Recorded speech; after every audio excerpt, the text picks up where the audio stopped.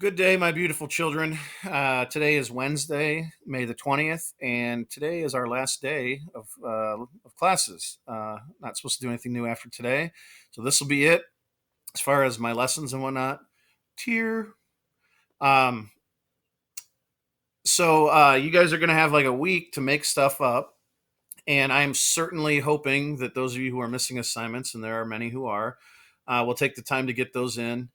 Nothing would make me feel happier than be able to give you a good grade for this shutdown. It's the least I could do, but I cannot do that unless you guys do the work. So please help me help you and get that stuff in. And if you have any questions, reach out to me. I'll be available to help you guys with anything you need. But as far as new stuff, this is it. All right, so we're continuing on with Africa, and I wanted to talk today about some major issues. Now, look, it's easy to people love to dump on Africa. Oh, they're so poor and behind the times and backwards, and that's certainly true for many places in Africa. But you could say that about places here in the United States or in Europe. Um, but there are some problems that Africa is facing today that are major issues. For one, political corruption and bribery. Now, I mentioned that most of these African nations, once they gain independence from their colonial overlords, they adopted some form of democracy, but that hasn't always gone so smoothly, and so some of those elections have been tainted with uh, fraud and bribery and things of that nature. We've had elections in places where a president is legally elected and then decides after his term is up, yeah, I think I'll just stay, and that has to be removed by force. Um, Bribery of government officials is rampant. Now, I know what you're thinking. Hey, Mr. Hudak, don't we have all that kind of stuff here in the United States? Yeah, we do. We do. Um, I guess we're just more used to it or we're better at it. I don't know. I don't know how to answer that. You're right. 100% correct. But it's more rampant over there, I guess, is what I would say. Drought conditions. So Africa is, in case you didn't know this, hot in many places, and that means that there are often conditions are right for drought. They don't have a lot of rainfall in many places, and crops can fail. And when you're already stretched economically and your infrastructure isn't that great, and you lack a lot of things like technology or trade partners, drought can really hurt you. Crops fail, and it could mean the death of millions of people, and that certainly has happened. When I was your age, and actually maybe a little bit younger, Ethiopia, which is an African nation on the eastern part of Africa, they had a terrible drought followed by a terrible famine, and millions of people died. And I remember on TV, every time you turn the TV on, there would be public service announcements or commercials asking for people to give aid to Ethiopia, and there's all these horrible images of starving children and people without food or water, and it was pretty terrible. And during the 80s, there were a bunch of things done by the United States and other countries to help. We had USA for Africa, which is where that "We Are the World" song comes from. And if you've never seen that or heard that, that's a very famous song. That was done to raise money for the famine in the drought-stricken areas there. And water is a major issue. There are many places where people have to walk several hours just to get drinking water, and they're getting water out of the same place where animals drink, and so that leads to other issues like disease. And so I have a friend who's a pastor in Finley, and he's been to Africa a couple times, and his wife has as well, just to dig wells. They're part of an organization that they go and they dig wells for villages so they can have clean drinking water, which is crazy. It's something we totally take for granted. Having drinking water or water available, and one of the places I remember them telling me about, they had to walk. I think it was 4 hours each way to get water, and so like if you're a kid, if you're spending 8 hours of your day going to get drinking water or water for cooking, you have no time for education or other things, or even to play and be a kid. And it's just terrible things that we can't even imagine. AIDS has been a major issue in Africa. So AIDS in the 80s and 90s was this terrible disease. It's still around. There has not been a cure yet. but it really hit Africa much harder than other places for a couple of reasons. One would be the lack of birth control and sex education in Africa. So people would have, I'm not going to get into it, but they would transmit it that way, or they would have it. Parents would have it. They would have children who would be born with it. There are millions and millions of orphans in Africa right now, this very second, who have lost both parents to AIDS. Now, AIDS, you can treat it, but it takes a cocktail of several drugs, which are expensive, and most people in Africa don't have access to this, and so they die. It's pretty awful. Many Africans live in poverty, and I don't mean, I mean poverty, like no running water, no electricity, dirt floor, just abject poverty.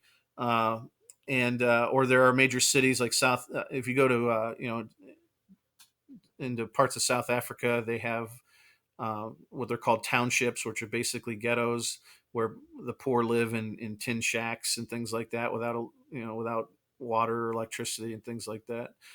So poverty is a major issue. Um, Violent overthrows of government have been the norm. Between 1950 and 1980, over 70 leaders were violently overthrown, either with a military coup or an assassination, and that has continued to this day.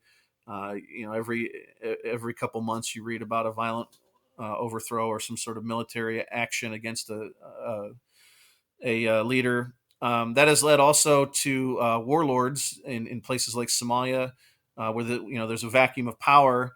Whoever has the most guns usually takes charge, and so that has led to a lot of violence there as well. And you probably heard about things like child soldiers, where these warlords will go into villages and they will just flat out kidnap the young kids there and force them to become soldiers, and all these awful things.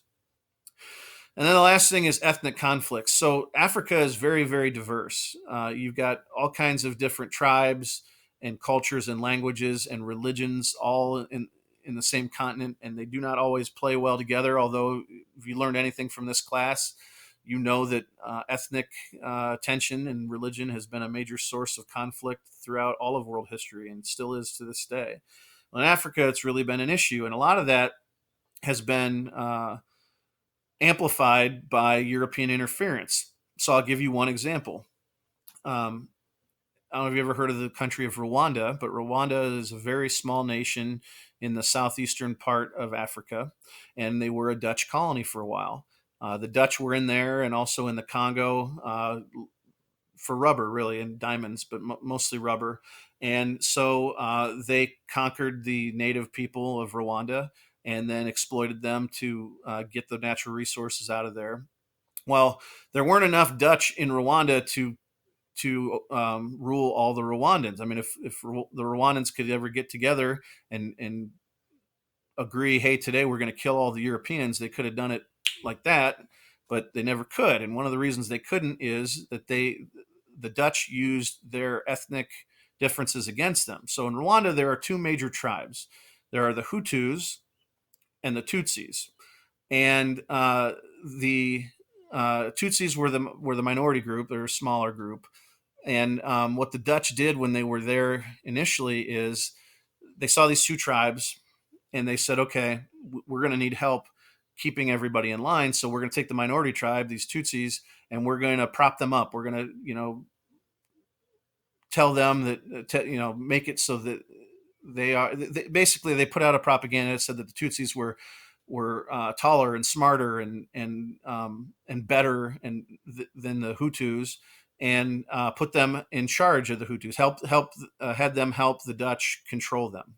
So this goes on for like 100 years, and all it does is it builds bad blood between these two tribes. And then the Dutch eventually leave, and the era of colonization came to an end, and the Dutch didn't have the power to be in Rwanda anymore, so they left. Well, the problem was when they left, there was still all this bad blood that they had created between these two tribes, and so uh, there were skirmishes and riots and things where the two tribes would clash. But this all culminated in the early '90s when the Hutus organized basically an ethnic cleansing of the Tutsis. They killed over 1 million of their own people during the Rwandan genocide, which if we were in class, we would spend a lot of time talking about. I'm going to talk a little bit more about today, but we would watch a movie called Hotel Rwanda, which tells kind of that story. And none of that happens if the Dutch aren't in there messing things up, or maybe it does, but I doubt it. So that's one of the problems between ethnic conflict, and this is happening also in the Sudan and the Darfur region. We have conflicts between Black African tribesmen and militia groups that are Muslim, because the Sudan is up in the north, and in the northern part you have Muslim folk, and then just to the south it's all Black African tribal religions, and so those two groups are fighting, and the militias there. Africans, they don't have their own way to make things like gunships, helicopters, and machine guns and stuff. So they're being backed by other countries. For example, Russia has given the militia groups there in the Sudan Russian Hind helicopters, attack helicopters, and AK-47s and things like that. And then those militia groups are using them to kill their fellow Sudanese people. So this is happening all over Africa. Maybe not all over, but in more places than it should. All right, so this is the last thing I'll talk about. So I mentioned the Rwandan genocide, and not to get on a soapbox here, but you guys know, after World War II and after the Holocaust, the United Nations was created, and one of the things was, hey, we're not going to let anything like this happen again, specifically the Holocaust. So they wrote up as part of their articles something about genocide, and in it they defined exactly what genocide is. So here it is: it's killing members of a group, causing serious bodily or mental harm to members of the group, deliberately inflicting on the group conditions of life calculated to bring in its physical destruction in whole or in part, et cetera, et cetera, et cetera. They defined it. And then they said, if we find that this is happening anywhere in the world, we will go in and we will stop it with UN forces. So keep that in mind. So here comes the Rwandan. This is the Sudan, by the way. This is African Union peacekeeping troops in the Sudan. And these are Sudanese refugees. And anywhere on this map of the Sudan that you see an orange or a yellow dot is where an attack has been carried out by the Janjaweed militia against the tribesmen. And this is what it looks like after a refugee encampment is wiped out by Sudanese militia. This here is a picture of one of those Russian attack helicopters I told you about that the Janjaweed militia purchased from Russia. There's another really good picture of one. And this is what it does. So the reason I'm mentioning this is in the UN, for anything to be done, they have to pass a resolution, and it gets voted on by the Security Council. And the Security Council is made up of two groups. There's one group that is made up of on a rotation of countries that kind of every couple years they rotate out. But then there are 5 permanent members. And on the permanent council are the United States, China, Russia, Great Britain, and France. Why France? I don't know, but they are. So here's how it works. Let's say someone comes to the UN with pictures of, I don't know, Russian attack helicopters being used against Sudanese refugees. And they say, we want to pass a resolution where we want to go in there and stop these people from killing each other. And so then they put it to a vote. Well, here's how the UN works. If even one member of the permanent council votes against a resolution, it kills it immediately. So let me ask you a question. If Russia is selling attack helicopters to the Janjaweed militia group, and then those helicopters being used against the Sudanese refugees, is Russia going to vote for a resolution that's going to stop that when they are making a bunch of money from selling these helicopters? Obviously not. So that's a problem. That's a real problem. So this picture kind of sums it up. This cartoon, we have a pile of dead bodies. It says Sudan genocide. And then we have a UN lawyer that says, call us back when you have some Europeans. What's that mean? Well, I'll get into that in a second. So I want to talk about that Rwandan genocide again. So it became pretty. This was something that was being plotted and planned for years, and what the Hutu rebels were waiting for was for the Europeans and the UN to get out of Rwanda so that they could go on this killing spree without anybody to stop them. So the Dutch leave, like I said, and then something terrible happens. There had been basically a civil war going on between uh, the Hutus, who were now in power, and Tutsi rebels, who were fighting back and forth. And there was going to be a ceasefire meeting, or a peace meeting, and the Rwandan president was supposed to fly to it. And as his plane was taking off from the airport, someone shot it down with a rocket launcher and killed everybody on board, including the president. Now, to this day, they don't know who did it. The Tutsi rebels swear it wasn't them. Why would they want to kill the president when he was on his way to discuss peace? The Hutus claim it wasn't them. Why would we kill our own president? No one really knows. I think it was the Hutus, because here's what happened. They used it as an excuse. The minute that happened, um, they had a radio station called Hutu Power Radio, and they had a code, a message that was going to start this genocide. It was cut the tall trees, because the Tutsis were supposed to be taller. And so after that happened, after the Hutu president was killed, they went on the radio. They said, cut the tall trees. And this started this mass genocide. They killed the prime minister. They killed any moderate Hutus who are their own people. They killed them because they would be the ones to try and stop this from happening. And then once anybody that might have stopped this was gone, they went on this killing spree. And so this lasts for several months, and over 1 million people die. And if you go to Rwanda today, you could see images like this. Now, this is at a site where thousands of people were killed, and it's just skulls stacked on top of each other. And you can see almost all of these people were killed not with guns, but with machetes, because machetes were cheap, and they could, anybody could get one. And so these people were hacked to death. Most of them, some were shot. You could see these are bullet, holes, but most were hacked to death with machetes. It's a terrible thing. So here's some more images, and you can see where the machete marks are on these skulls. So I was in college when this all went down. This is during President Clinton's first term of office. This is a mass grave of some of the people killed during the genocide. And some of these places, they've just left the bodies mummified here so people can come through to see that this actually happened. Anyway, I don't remember hearing much of anything about this. This wasn't really covered. And looking back on it now, the reason it wasn't covered is we could have done something about it. We could have stepped up and done something about it, and we didn't. And it was really kind of an embarrassing moment. Now, there's some stories that go along with this.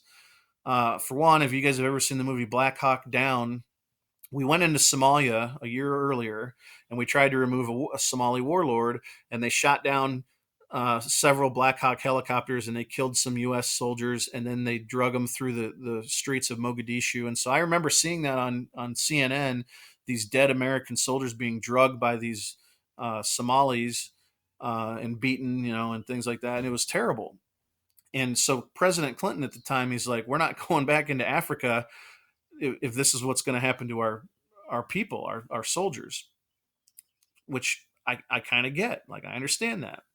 Well, then a year later, here comes the Rwandan genocide, and governments of the world, they knew what was going on. No one stepped in to do anything. One of the things that the Hutus did is they captured I think it was seven, Belgian UN peacekeepers, and killed them all. And that prompted Belgium to remove all of their troops there. And then they called the United States, because we had some UN troops. With the UN, the way the UN works, there is no UN army. Member nations, they loan soldiers to the UN that then go and fight for the UN. So there were U.S. UN peacekeepers in Rwanda, and the Belgian president called up our president and he said, "Look, we're pulling out, and it's embarrassing. Will you also pull your people out so that we don't look so bad?" And we said yes. That's where I start to get really angry. Well, as soon as the UN peacekeepers, the European and American UN peacekeepers were out of Rwanda, this is when all the killing just exploded. And we got all of the U.S. people out that we could, and other European countries, they flew out all of their people. And basically it was, if you were white and European, you got to live and leave, live and leave and live. And if you were black and Rwandan, you stayed and you died. And that's a terrible, terrible thing. Well, anyway, if you're interested in more in the story, I highly recommend you look into it more. It's a terrible chapter in history that a lot of people don't like to talk about because it's pretty embarrassing. Now, if we were in class, we would have we'd have an assignment where I would ask you guys this question: is it our responsibility, the United States' responsibility, as the most powerful country, or one of the most powerful countries in the world, to step in places like Rwanda and help people who can't help themselves? Is that our responsibility, or is it America first and we should stay out of there? Like, I don't know. It's one of the many reasons why I would never want to be president, because you have a choice between every time you send a U.S. soldier to some foreign land to potentially die, you have to be able to explain to their parents why they were there, and to the American people why we have American soldiers there. And I mean, I don't know. Like, on the one hand, it seems easy: do the right thing. If people need help, help them. On the other hand, these are U.S. lives and it's U.S. taxpayer dollars. Should that be spent in a place that we have nothing to do with? I don't know. It's a really tough question. All right, so that is it. Although I feel this was a really hard one to end on, so I'm going to do this. I'm going to end on a high note with you guys and send you off to summer vacation on a high note, feeling good about yourselves. I'm going to miss you guys like crazy. Make sure that you guys stop in and say hi next year when we're back in school, which we're going to be. We will be sooner or later. And come visit me, because I love all you guys and I miss you guys. Uh, but here is your moment of happiness as we ride off together into summer vacation. I give you a baby monkey riding a pig.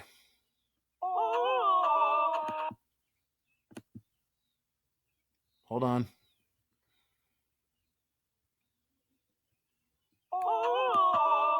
Baby monkey, baby monkey, riding on a pig, baby monkey, baby monkey, baby monkey, backwards on a pig, baby monkey.